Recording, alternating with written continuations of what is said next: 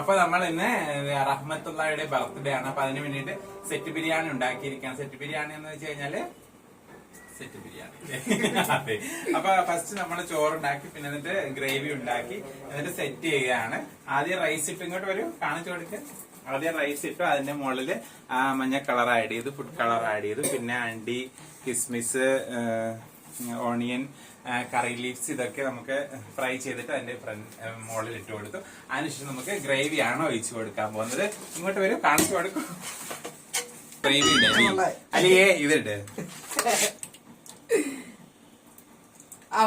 ഇത് എടുക്കണ്ടി ആ റഹ്മത്ത്.